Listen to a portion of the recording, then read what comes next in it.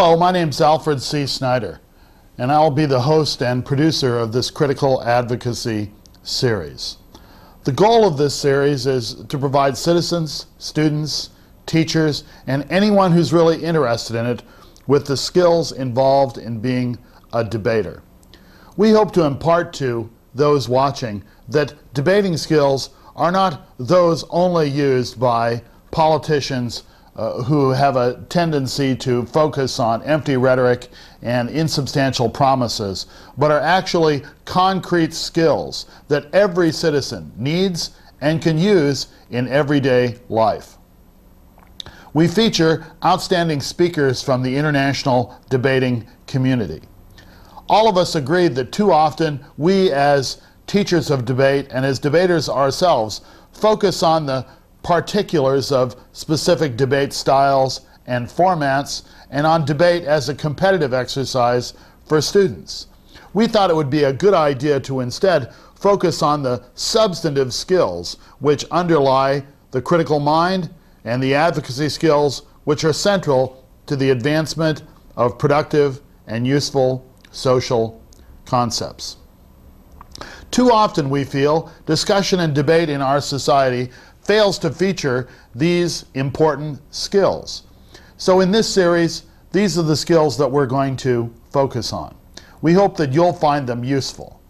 They will include an introduction to the basics of argumentation. Argumentation is the use of reasoning and logic to try to make points and convince people about the validity of your points. We'll also be studying the ideas and concepts underlying the process of persuasion. Persuasion is the process of using any and all possible tools to convince the audience that your ideas, your approaches, and your concepts are good and preferable and something that they would want to embrace themselves. We'll also be presenting instruction in basic public speaking skills. Not just how to speak, how to use your voice, how to use your hands, but also how to compose critical messages, how to organize information to create comprehensive packages of ideas that you can present to people in an oral format. It's important for us to realize, of course, that it's not just about the oral format. The skills involved in debating are useful whether you are writing an email message or presenting a message live to people in a private or a public session, or whether you're writing an essay, an opinion column for a newspaper, or simply a long letter to a friend. However, because often this is best featured in a public communication format, we will be talking about public speaking skills and how you can become a better public speaker. Research shows that public speaking is the most commonly felt fear by most people, especially in the United States. And I'm sure it's true in some other cultures that people are anxious and concerned when they have to stand up and give a speech in public. We'll be trying to present you with the skills and ideas and concepts that you can use to become a better public speaker, but also realize that in order to give a good speech, you have to have something meaningful to say. We believe that all citizens have something meaningful to say, and with a small amount of training and a little bit of practice, everyone can become the kind of person who can present complex and important ideas and have an informed opinion that can make a difference. In all of these things that we'll be studying in this series, there's lots of room to expand and explore, and we would encourage you to do that. We feel that critical advocacy can make a difference. We need it not just among our politicians, but in our citizens as well. Too often, public discourse in our society, the kinds of debates we see, the discussions we see on television, do not provide the kind of sound reasoning and diversity of perspectives that we really need to address the problems that we, as human beings, face in our global future. We believe ideas and critical thinking linked with effective communication are our most important building blocks for a better world. We hope that you'll find this series useful, and we hope that you'll give us some feedback on what you think about it. Thanks a lot, and I hope you enjoy this series.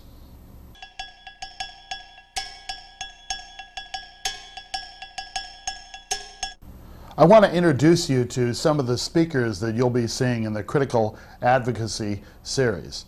They share one thing in common. All of them have been faculty members for a number of years at the World Debate Institute.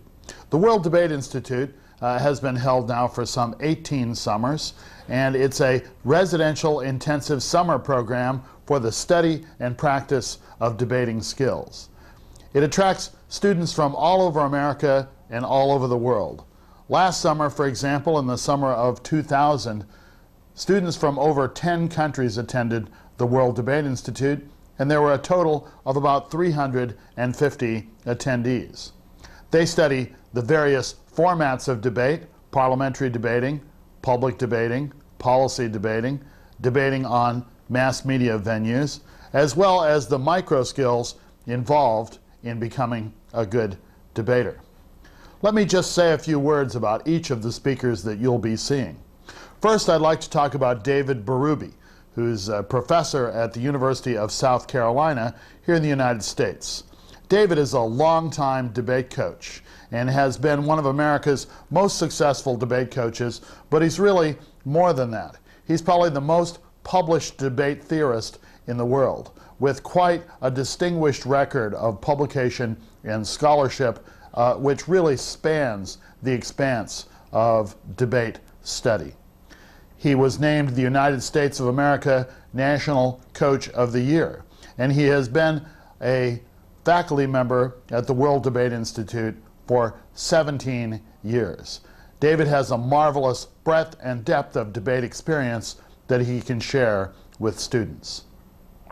The other speaker that we're proud to feature is John Meany, who's the Director of Forensics at the prestigious Claremont colleges in California. John as well has been a debate coach for many years and has been one of America's most successful debate coaches. He also is really an expert in a diversity of debate fields.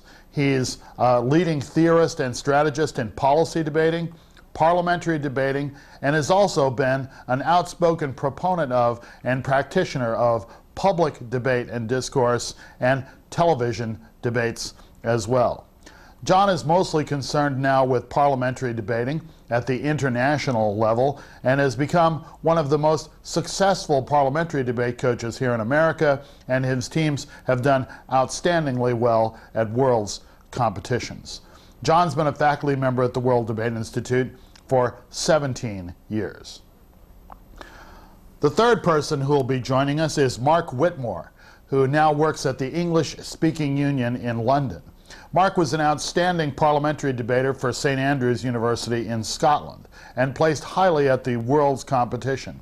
He's gone on now to become somewhat of an international debate professional. He's the Debate, Education and Alumni Officer for the English Speaking Union in London. There he helps in the English Speaking Union's efforts to coordinate speech and debate activities in 40 nations around the world. Mark's been an outstanding faculty member at the World Debate Institute, focusing on parliamentary debate for the last 3 years, and we're very pleased to bring him to this series. Finally, I'd like to introduce myself. My name is Alfred C. Snider. I'm the Edwin W. Lawrence Professor of Forensics at the University of Vermont in the United States. I'm the founder and director of the World Debate Institute, which I already talked to you about. One of the other things that I've spent a lot of time doing in the last few years is building a debate website called Debate Central. And the internet address for that is debate.uvm.edu. Check it out. It has about 5,000 users a day now and has been used by debaters from over 70 countries. We hope that you'll use that website as a support mechanism for the material provided in this course, in this video series, and you can also check in there and get additional material about the topics that we'll be discussing. I've been a debate coach since 1972, and I've really dedicated my life to bringing the skills of debate not just to specific competitive debaters, but to each and every citizen who's interested in it. I was also named United States Coach of the Year in 1993, but I understand that vote was fixed in my favor. I'm the producer and the sponsor of this series, and you'll be seeing me as well as these other marvelous public speakers. Those are the individuals that you'll be hearing from in the Critical Advocacy series, and I hope you enjoy their different perspectives and styles and what they have to offer.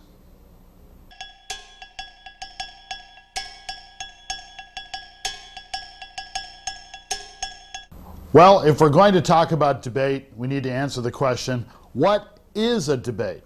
And that's really an important question to answer, because there are a lot of things that are going on in world discourse that are not debates, that masquerade as debates. So let's get it straight between us, just what we mean when we talk about a debate. Now, a lot of the conceptions of debate are based on ideas of format, that there are opposing speakers, that there's a topic, that they advocate ideas, that they're critical of each other, that they defend, and in many instances, we also think of it in terms of a contest. There it is a contested argument between two people or two groups, and that there's some kind of outcome, some kind of winner and loser. We think it's probably more constructive to focus on the process that happens in a debate, processes that are integral to and inherent in a productive debate experience. Not every debate really is a debate. Many popular TV shows feature speakers with opposing points of view, but their discourse doesn't generate the kind of depth that we really require to call something a debate. A debate really needs to be a meaningful discussion and addressing and critical analysis of competing ideas, not just alternating speeches where people say things that they disagree about. Presidential debates in the United States, for example, tend to be called debates, but they're not really debates. They tend to be more like joint press conferences, where members of the press get two or more competing presidential candidates on the same stage and then ask them questions. I think if we could get rid of the press and just allow the opposing candidates to debate each other over the issues, it might be a lot more productive, instead of journalists who are proud to be named as people who will be asking the questions, throwing up various lobs, as we would say in tennis, for the presidential candidates to smash in score points, and also in an attempt to dismiss and insult their opponents. It's more important, we think, to focus on the characteristics of discourse that make for a productive debate process. And I think really that those are the characteristics and the ideas that citizens interested in becoming debaters are most interested in. They are what defines a debate. I'm glad to be able to turn to the excellent work of my colleague Robert Branham from Bates College in Maine, who has written an excellent debate textbook, and in it he talks about the inherent message characteristics that are important for a productive debate process. And I want to mention those four characteristics to you. The first is development, that arguments are advanced and supported. People have something to say. It's not all attack, it's also advocacy. People develop positions, they develop conceptual packages, and they present them for the analysis of the audience and the others involved. The second characteristic is clash. Clash. Arguments are used to dispute about these various ideas that are developed. People argue against what other people have advocated. They analyze it critically. The third component is extension. And this is really a component that's most often missing from popular public debate. In extension, people defend their arguments and positions that have been attacked. that have been clashed with. You develop a position, it's clashed with by an opponent, and then you have to extend and defend that position. You explain why their criticisms are invalid or irrelevant or meaningless or illogical. You don't just ignore the criticisms that have been made, but you engage them for the edification of the audience. Fourth, and finally, Bob Branham suggests that one needs perspective in order to have a productive debate process. What we mean by this is that individual arguments are related to larger questions at hand. Instead of just saying, well, we win this point and we win that point, these points need to be related to larger conclusions that citizens and the audience need to make.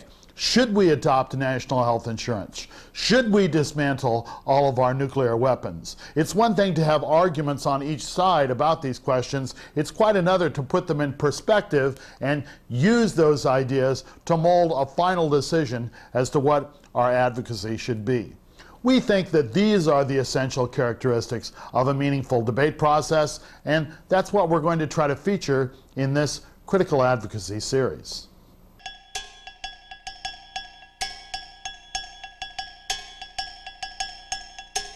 Hello, I'm here to discuss the issue of where we find debate, and I think a better question might actually be, where don't we find debate?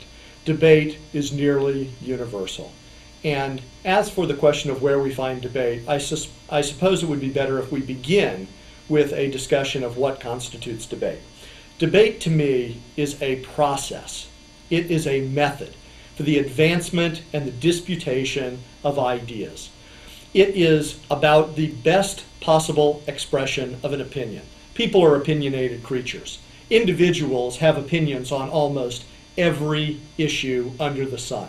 But the issue in a debate is not whether or not you have an opinion, it's whether or not you can sustain your opinion against the objections of other people. The issue is whether or not you're offering the best possible expression of your opinion. Because debate is simply not about the advancement of one's ideas. Certainly that's an element associated with debate. Debate is about the advancement of one's own ideas and supporting those ideas with strong reasoning and evidence as it is appropriate for the circumstance in a particular debate. But debate is also about the expression of conflicting ideas. It is the presentation of an original idea that is then subject to challenge, to contest, to counter, to issues that try to undermine the claims associated with an original position. We find this kind of argumentation everywhere. It's true with family and friends, with business associates, with colleagues in schools. It is true in the disciplines of politics and economics. It's in the sciences and in the humanities. And debate occurs in an oral form. Everyone is familiar with circumstances in which they have engaged in serious argument in an oral form with other individuals, but it's also possible to engage in serious debate in a written form through personal essays and diaries, in peer-reviewed academic and scientific journals, in newspaper editorials, and in the modern world in email discussion lists. We find debate everywhere. And what is it that we find when we find debate? We debate about everything. It's not simply the case that we debate about things in an academic context, or that debate is limited to formal motions and propositions. We debate about individual words, about our language choices themselves. For example, is a person a terrorist or are they freedom fighters? Is an incident an example of a mob engaging in riotous behavior, or is it a legitimate uprising against an oppressive government? In the same way, is advocacy of affirmative action the way in which the government provides equal opportunity to its citizens, or is it intervening in the marketplace in order to engage in reverse discrimination? Not only do we debate about language, we debate about simple aesthetic measures, matters of taste. We argue about what movies we prefer, what kind of clothing we like, what genres of literature we read, as well as the quality and service in restaurants. We debate about all things aesthetic. But for the academic debater engaged in contest debate, of greatest import might be debates about public policy and the world that we find ourselves in. And quite frequently, we debate about the same issues that are argued by policymakers, politicians, legislative aides, national committees, blue ribbon panels. These are the ways in which we find similar arguments in an academic setting as exists in the public policy sphere. For example, we might debate as citizens or as students or as teachers associated with contest debating about whether or not the United Nations should provide peacekeeping forces to protect human rights, or whether or not the nations in the Americas should combine their resources and endorse a free trade agreement, or whether or not governments in the world should support the Kyoto Accords and agree to reduce carbon emissions.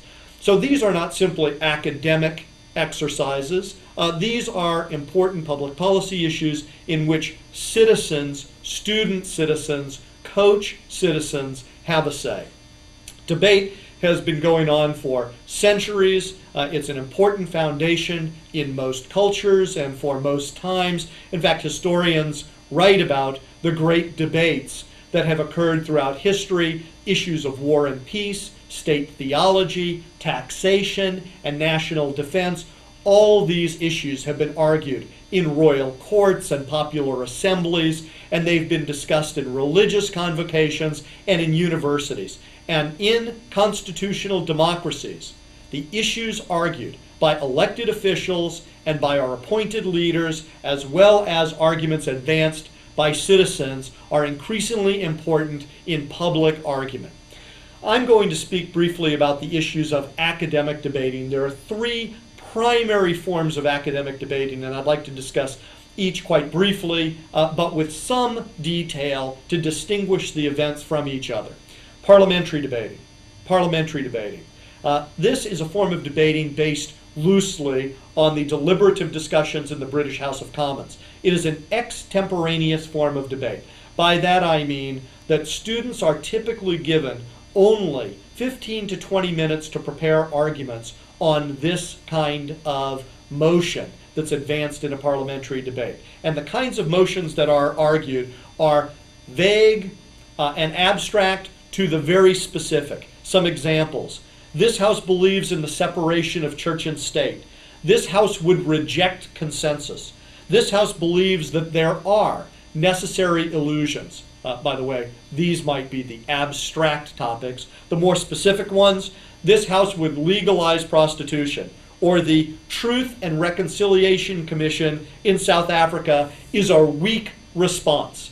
And so one could argue almost any topic, and over the course of one's career in parliamentary debating, might debate almost any topic on a variety of issues. There are two primary forms of parliamentary debating: the American format that involves two-person teams, one representing the motion, usually referred to as the proposition or government team, and one opposing the motion, cleverly referred to as the opposition team. Those teams argue in a zero-sum contest that's adjudicated by a single judge or panel of three or more judges, and the judges reach individual decisions that are then tallied to reach a conclusion, and a winner and loser of the debate is decided. In the British format of debate, we double the number of teams. There are two teams arguing in favor of the proposition, two teams arguing in favor of the opposition, and each team has to present a better argument for its own individual team standing in the debate. In other words, each team has to outshine their opposing numbers on the other side of the motion, but they also must outshine the other team on their side of the motion, and teams are ranked 1, 2, 3, and 4. This form of debate is distinguished from policy debating.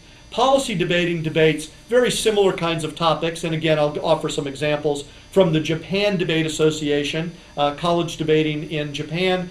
Their most recent topic was that the Japanese government should abandon all nuclear facilities used for the national energy supply. College debating in the United States debated the topic that the United States federal government should substantially increase its development assistance, including government-to-government assistance within the Greater Horn of Africa. These topics might be argued in parliamentary debating, but the distinguishing feature of policy debating is that there is a long time to prepare for argumentation on the topic. It is not an extemporaneous event. It is a research-intensive event that focuses on depth of analysis on a single issue. Karl Popper debating and Lincoln Douglas debating in the United States, which is a contest that is one-on-one, are also prepared format debates. Let me mention in closing the issue of Lincoln Douglas debating. Lincoln Douglas debating is distinguished by the number of competitors. It's one-on-one rather than a team event, and it is also distinguished by the nature of the proposition.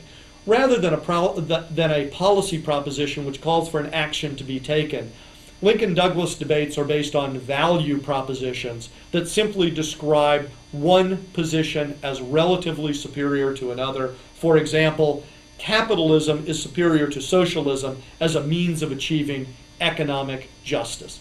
These are the three principal forms of debating that exist in academic contest debating. We certainly find debate there, but we also find debate in every other element of our lives.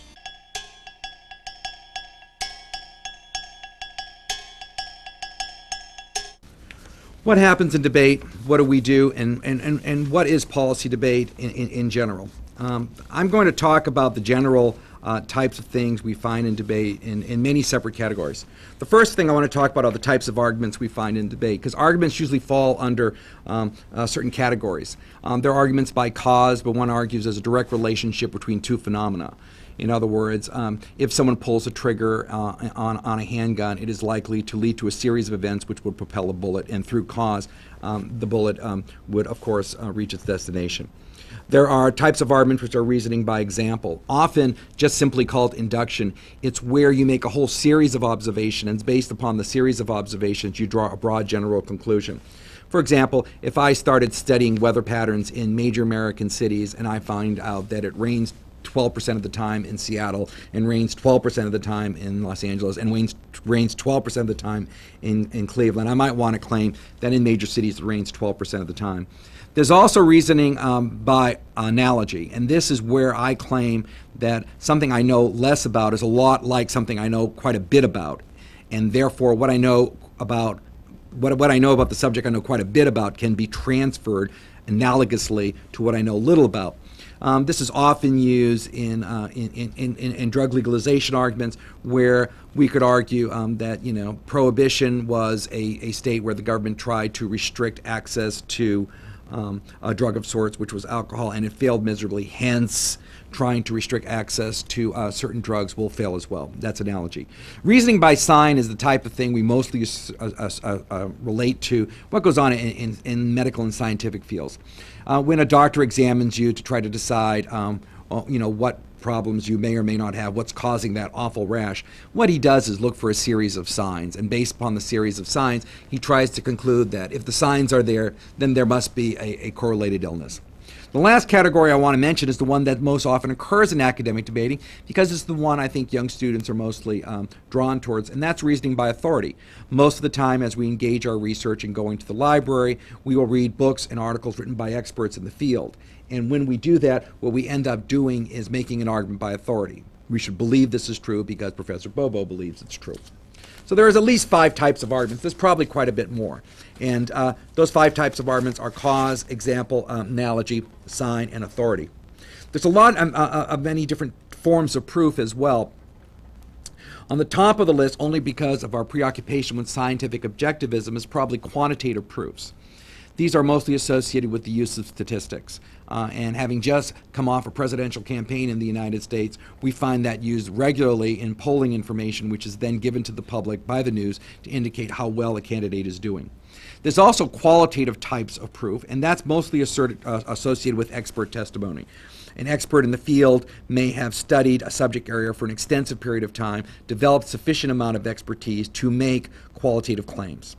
The last category of proof, and a category of proof that is often overlooked, except in certain legal settings, is a narrative form of proof where stories are told, and from the stories we draw conclusions, and from the stories we develop hypotheses. I mean, this happens a lot when we talk about tropes. For example, allegories, which are simply stories that tell a moral, are stories from which morals can be deduced, and narration functions that way as well. Also, the narrative form of proof is a form of proof that you do not need scientific sophistication as you would to engage a poll or to do some statistics, and you don't have to spend eons reading books after books after books to develop expertise in the field. It's a simple story told that rings true for you and rings true for people like you, and from which we can learn a lesson.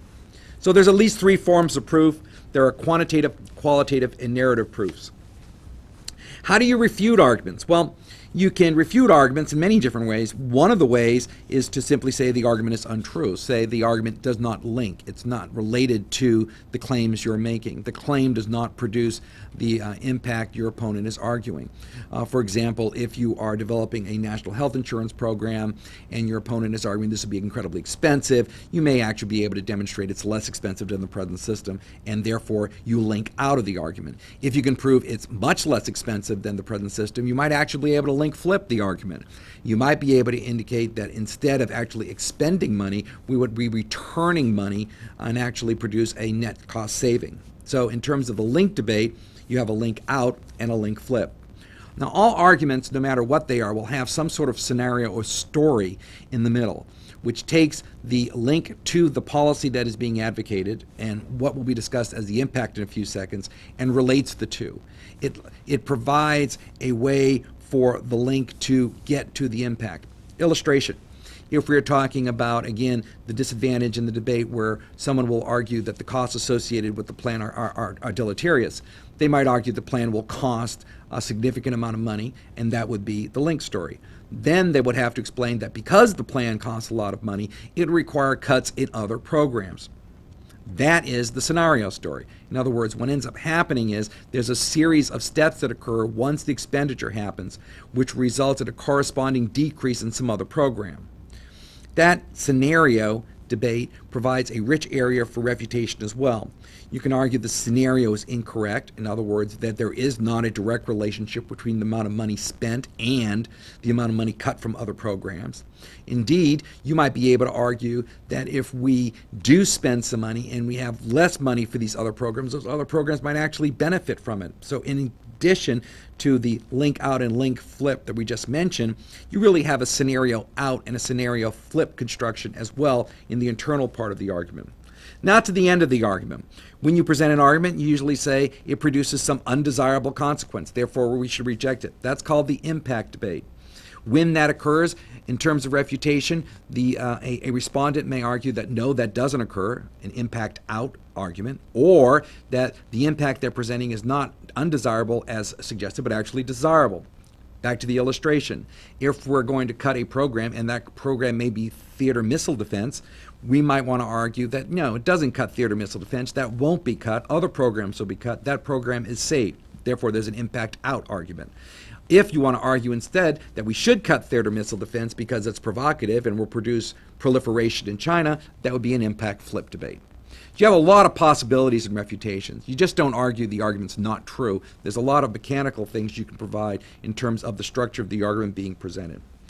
We speak to persuade. It's an alternative to violence, and it's a way to establish consensus in not only debate, but in the world around us. One thing academic debaters learn after many tournaments, if not years of debating, is that you can design consensus if rational arguments are presented. Debaters love to disagree, but still love the people they disagree with.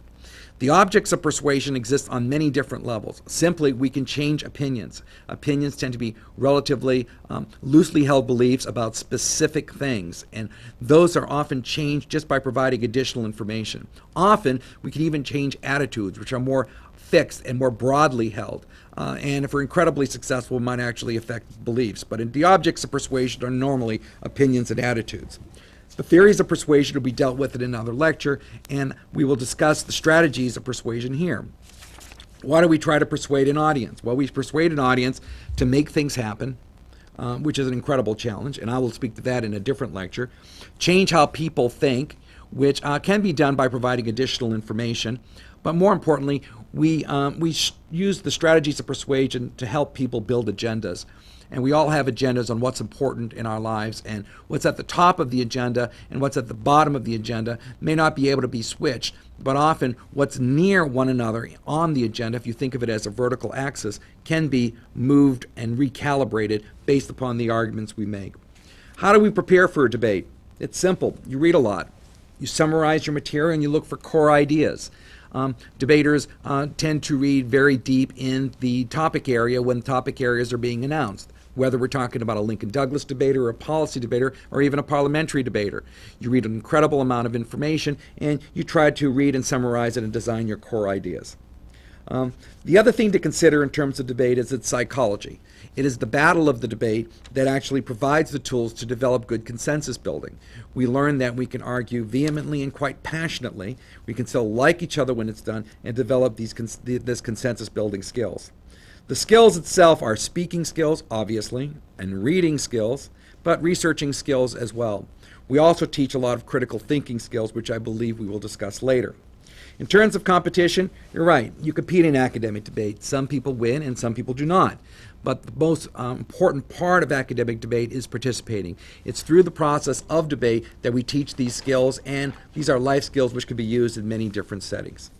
In terms of an introduction to debate, we learned that there were 5 types of arguments: cause, example, analogy, sign, and authority. 3 different types of proof: quantitative, qualitative, and narrative. Many options for refutation, that there are strategies associated with debate. But what we learn from debate is how to speak and how to read and how to research, and it's the winning in debate, it is the competition and participation in debate, it is the analog to this battle which leads to these consensus building skills that are so important in the upcoming millennium. Thank you.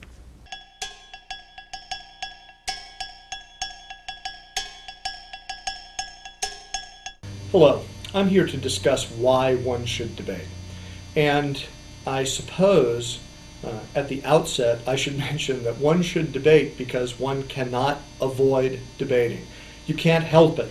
You have to engage in debate. All human communication involves elements of debate. It's absolutely essential for individuals, if they want to accomplish anything or function in the world, to learn how to effectively debate. But I think that there are some reasons and skills that are associated uniquely with debate, and I will describe those for you.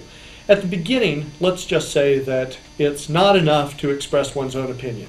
You want the best possible expression of your own opinion. You need to be able to convince yourself of the credibility of your own ideas, as well as engage others, to move them to agree with you. And so it's necessary to have the best possible expression of the ideas that you hold. In addition, many of your ideas will be countered by other individuals in school, in the workplace, at home. If you want your ideas to triumph, it's necessary for you to formulate them in a particular way that will be effective. Here are the 5 principal advantages associated with formal instruction and participation in debate. Critical thinking, the development of persuasive speaking skills, the development of organizational skills, critical readings and research, and decision making. That's improved decision making, not any kind of decision making. Let me begin with critical thinking. What is critical thinking? Most people believe that they are engaged in practices that are associated with critical thinking, but they can't really describe what critical thinking is, other than my idea is better now than it was previously. Well, that indicates an active brainwave, which might be the core of a critical thinking process. But critical thinking is a method of intellectual and idea evaluation, a method of evaluation. And it primarily is associated with 3 different kinds of issues. First, you have to be able to conceptualize and analyze data. Conceptualize and analyze data. Secondly, you should be able to question assumptions. Question assumptions. And third, you need to be able to examine alternatives. Now let's look at the first issue, to conceptualize and analyze data. Most of the time, people speak about the world as if we live in a world of objective facts, that there are issues that are indisputable, we are all in agreement about them, and sometimes this is simply ego projection on the part of the speaker. They understand the world in a particular way, and they project their vision as if everyone receiving that information, all the members of an audience, would automatically agree with their understanding of the world of facts as presented. But in fact, we don't live in a world of facts. We have well-considered opinions. And the easiest way for someone to understand this is that we operate at the atomic level, but as soon as we examine the quantum world, the subatomic world, we realize that many of the factual claims that we make about our own existence are subject to challenge. And so it's necessary for us to be able to assess and evaluate the information bits presented by other individuals and judge whether or not they conform to our opinion, enhance our opinions, undermine them, but we need to be able to analyze the data sets that we encounter. Secondly, debate's a revolutionary idea in that it challenges conventional wisdom in the existing order. In this way, debate questions assumptions. It's the creative element associated with critical thinking and debate. It's the foundation of intellectual evolution. When we challenge conventional wisdom, we move ourselves from a static position to a new position. It is the dynamism associated with thinking in debate. Thirdly, we need to examine alternatives. It's not enough to describe the problems in the world. Most people are aware of the problems in the world. Most individuals know that millions of individuals are threatened with starvation, and that hundreds of thousands of individuals move as refugees or are isolated economically in their own communities each day. That there are water shortages, that there's too much pollution, that we suffer regional overpopulation, that the tax system is burdened by individuals on social welfare. These are issues that are problems in different parts of the world. It's not enough to talk about the problems. We have to examine the solutions to those problems. And so we need to examine alternatives to the way in which we understand the world, or else we won't be able to even begin to discuss how to eradicate any of these problems. And when we talk about solutions, we have to avoid false binarism, the yes or no suggestion on a particular topic, that a topic or an idea is true or false. The world is far more nuanced than that. And it's more nuanced than the way in which most people say, well, the world is not binary. It's neither black nor white. The world is made up of grays. Well, if the world is made up of colors, it's made up of multiple colors, millions of colors. It's not simply gray as an alternative, the melding of black and white as a third way or third alternative. There are many alternatives that exist for particular issues, and debate through critical thinking is an opportunity to examine many of those alternatives. Second major benefit associated with debate, improved public speaking. Debate is about persuasion. It's the way in which individuals convince a judge to support their position relative to the ideas of their opponents. And there are both physical, nonverbal issues associated with persuasion, as well as oral matters associated with persuasion. I'll give you a quick insight into these. In this series, we will discuss persuasion at length, but certainly focusing on a physical center of space, occupying the center of a room, identifying lines of sight so that you have strong eye contact with the audience, being careful about the use of gestures so that you don't use too much gesticulation when you are delivering a presentation, but have appropriate gestures for a presentation. Pacing back and forth. Not always a good idea to move about a room, but at the same time, it's not always a good idea to be locked behind a podium. It's necessary to be able to move away from that. The use of notes in a presentation is also important, particularly if you're following detailed ideas from another side, but you cannot rely on notes. If you rely too much on a transcript, everyone in the audience will want the transcript rather than your presentation of the ideas about that transcript. You undermine your own credibility when you heavily rely on notes. The ideas are there, not here. Finally, there are, associated with persuasion, oral issues. It's important to express ideas with a great degree of confidence. It enhances one's credibility. You do this by having an appropriate volume that is identifiable based on the physical dimensions of a room. Sometimes softer is better, sometimes louder is better. It's also necessary to alter one's tone, the rate of delivery. It's always important to be clear in the way in which one includes information, as well as to inject humor into a presentation. These elements enhance the credibility of a speech, and after all, you're nothing in a public presentation other than your credible self. Third issue about why to debate: organization. Debate teaches organization in a couple of ways. Associated with research, it teaches one how to amass different kinds of information and organize them in those information bits in a way that can be presented in a meaningful presentation. But in addition, it allows you to learn a logical order for presenting information. Should you present information as history in a chronological order? Should you present information as deductive reasoning? Should you present information by focusing on problem and solution?